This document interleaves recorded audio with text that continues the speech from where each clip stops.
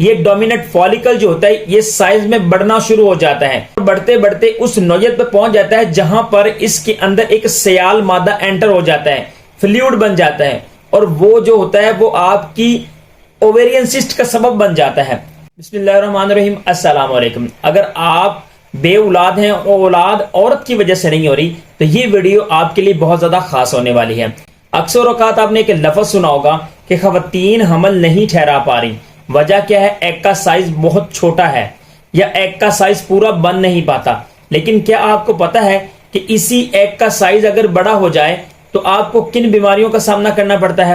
ایک normal egg کا size ہے 18 سے لے کر 20 mm تک، یہ کم از کم ہے، اور زیادہ سے زیادہ 22 سے لے کر 24 mm ہے۔ اگر اس کا سائز مزید بڑھ جائے تو آپ کو کون سی بیماری کا سامنا کرنا پڑے گا؟ اس ویڈیو کے اندر میں آپ کو ایک ایسا نسخہ بتانے جا رہا ہوں جس سے آپ کا ایگ بالکل میچور ہوگا اور میچور ہونے کے بعد آپ کنسیو کر پاؤ گے۔ میرا نام ہے حکیم محمد احمد۔ ویڈیو مزید آگے بڑھنے سے پہلے چینل کو لازمی سبسکرائب کر لیجیے گا۔ اکثر اوقات کیا ہوتا ہے کہ جب بھی آپ کنسیو کر رہے ہوتے ہو، خواتین کے اندر ان کے جو ہارمونز ہوتے ہیں، فیمیلز کے جو ہارمونز ہوتے ہیں، وہ پراپر طریقے سے اپنے ایک روٹین میں اپنے ایک فیز کے اندر بڑھتے ہیں اور کم ہوتے ہیں۔ لیکن اکثر اوقات یہی ہوتا ہے کہ خواتین کا جب FSH فالیکل سٹیمولیٹنگ ہارمون آپ کے ایگ کو سٹیمولیٹ کرتا ہے، فالیکل کو سٹیمولیٹ کرتا ہے، تو آپ کا ایگ جو ہوتا ہے پراپر طریقے سے بن جاتا ہے۔ لیکن اس کو رپچر کرنے کے لیے ایک ہارمون کی ضرورت ہوتی ہے جس کا نام ہے لیوٹینائزنگ ہارمون، LH ہارمون۔ یہ LH ہارمون جب اپنے عروج پر پہنچ جاتا ہے تو اس وقت خواتین کا ایگ رپچر ہوتا ہے۔ لیکن کیا ہوتا ہے کہ سم ٹائم یا کچھ بیماری کی وجہ سے، آپ کو ہارمون امبیلنس کی وجہ سے، زیادہ پریشانی لینے کی وجہ سے، اولاد نہ ہونے کی وجہ سے، طرح طرح کی باتیں سننے کی وجہ سے آپ کے ہارمونز کا بیلنس بگڑ جاتا ہے۔ یہ LH کا ہارمون اپنے پیک پر، اپنے لیول پر نہیں پہنچ پاتا، تو اس کا نقصان کیا ہوتا ہے؟ یہ ڈومیننٹ فالیکل جو ہوتا ہے یہ سائز میں بڑھنا شروع ہو جاتا ہے اور بڑھتے بڑھتے اس نوعیت پہ پہنچ جاتا ہے جہاں پر اس کے اندر ایک سیال مادہ انٹر ہو جاتا ہے، فلوئڈ بن جاتا ہے، اور وہ جو ہوتا ہے وہ آپ کی اوویرین سسٹ کا سبب بن جاتا ہے۔ تو اوویرین سسٹ جن خواتین کو ہو جاتی ہے وہ بنتی اسی فالیکل سے ہی ہے۔ یہ فالیکل بڑا ہو جاتا ہے، وہ رپچر نہیں ہو پاتا، اس وجہ سے خواتین کے اندر یہ مسئلہ آ جاتا ہے۔ تو یہ جو نسخہ میں آپ کو بتانے والا ہوں یہ آپ کے ایگ کے سائز کو میچور کرے گا، پری میچور نہیں ہونے دے گا، یا آپ کا جو لیوٹینائزنگ ہارمون کم ہو رہا ہے اس کو بھی مینٹین رکھے گا۔ جلدی سے آپ اس نسخہ کو نوٹ فرما لیں۔ چھوٹی الائچی، جس کو ہم سبز الائچی چائے والی بولتے ہیں، وہ آپ نے الائچی لینی ہے۔